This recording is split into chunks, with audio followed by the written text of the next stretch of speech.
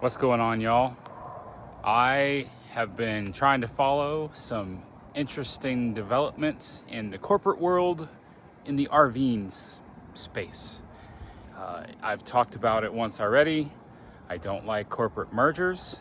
I think that they cause problems. They ruin the culture that a company or an organization develops.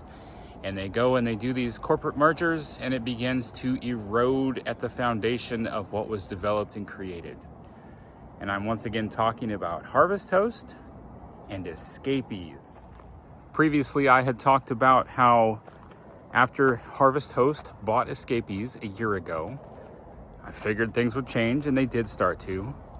Some of the Escapees campgrounds began to change, get sold, change pricing plans. It was pretty sad to see that happen. But now what's going on, Escapees has a number of different programs, opportunities, things that go on. You know, you become an Escapees member, it's a club, and then there are other things that you can do from there.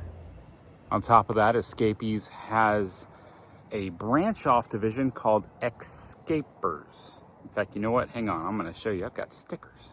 There's the original Escapees Club sticker. It's faded. That should be more red. And there's Escapers. They got a cooler sticker. Hang on, I'll show you that one too. I like that sticker. I think it's pretty awesome. Take a momentary pause here.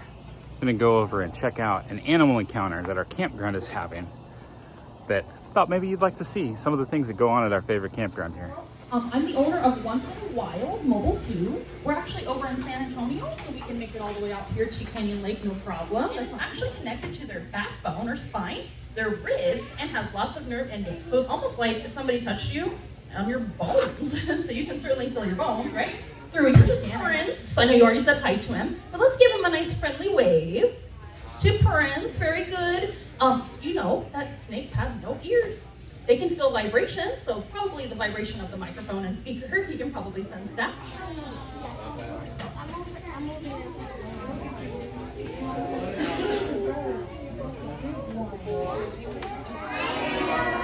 Oh, that makes him feel so good. He's got ears to hear, so he can definitely hear. You're welcome. Hello.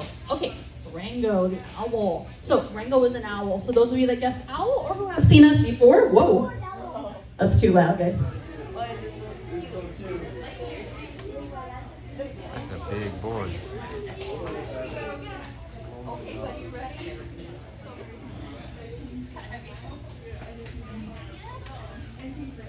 All right, there he is. Excellent. Okay, thank you for your patience. Commonly seen around here. What kind of animal is this?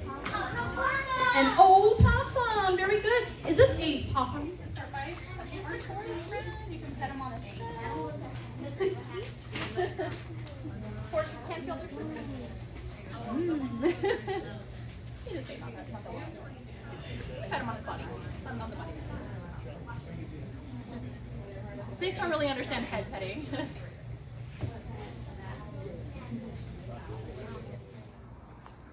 So, it's Thanksgiving week, and Escapers has a number of different get-togethers, different events. They call them, well, the big one is called Bash, and then there's others called Convergence. And one of the first ones that really is at the core of this group was Friendsgiving, which is Thanksgiving that week, and they would get together. It would be a really big event. They were having the event this year. It was all scheduled, it was booked, it was paid for, and they have paid staff that were going to be there. Well, yesterday morning, I believe it was, is when I started seeing turmoil in the Facebook groups. People that were directly connected to these paid staff began posting things in the Facebook group. And things started going crazy from there. So the Escapers group is not going away, and planned events that they have are also not going away.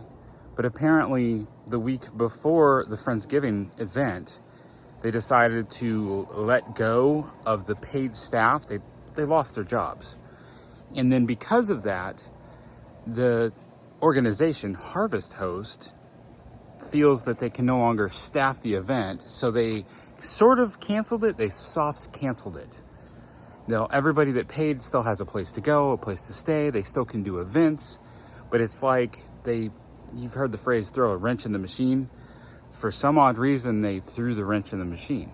There may be more drama to unfold from this, but it's caused the Harvest Host staff that basically are now the paid staff of escapers to come out and make statements, claims, apologizing for the timing of the entire thing. It's a big mess. A bunch of people have been canceling their Escapees membership completely, which, since some of us, like ourselves, use Escapees as our primary address and mail address, throws a huge wrench in the RV life. I bring this up because I've said it before earlier in this video. I cannot stand these giant corporate mergers. Happens not just in the RV space, happens all over the place. Recently, within the last year, Six Flags and Cedar Fair, two of the biggest competing amusement park companies in the United States, merged, became one, ditched the Cedar Fair name, and are now all Six Flags. It's confusing to people that don't follow this stuff closely. I do. I'm very fascinated with the amusement world, but I see a number of problems with it. Now there's lawsuits coming out because apparently Six Flags before the merger was lying about stuff, and it's a whole mess. But what I don't like, and I'm already seeing it happen with that company, they had two parks that were too close together. So what are they going to do now? Well, they're going to start closing down parks that are competing with each other so that they can be more profitable.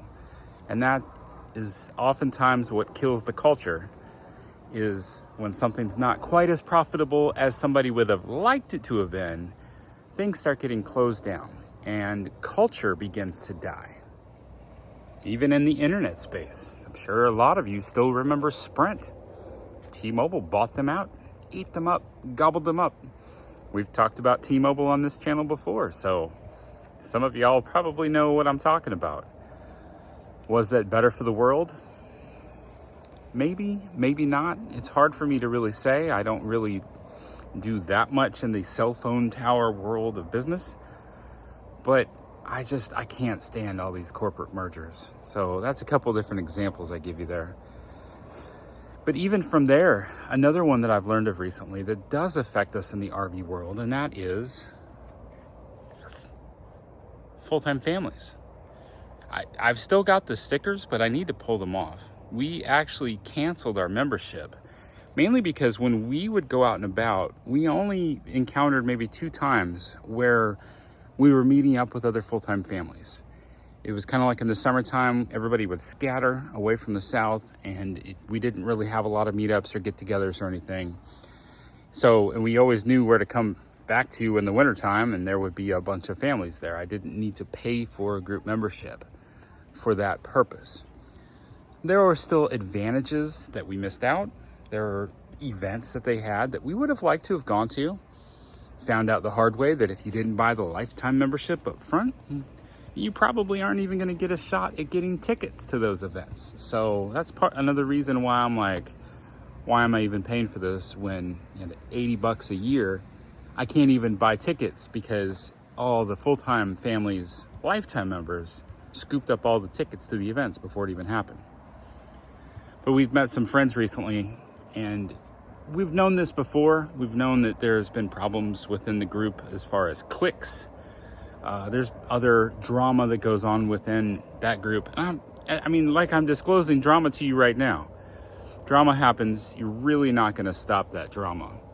But one of the things that we're just kind of starting to see kind of unravel within the RV, the full-time RVing lifestyle, and especially with Harvest Host gobbling up escapees, those guys,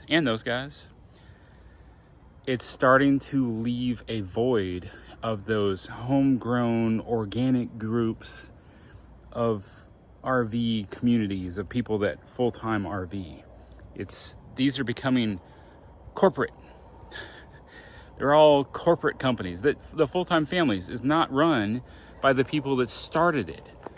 they were bought by a company of people that don't even RV. So they don't even know, the people running it no longer know what we go through.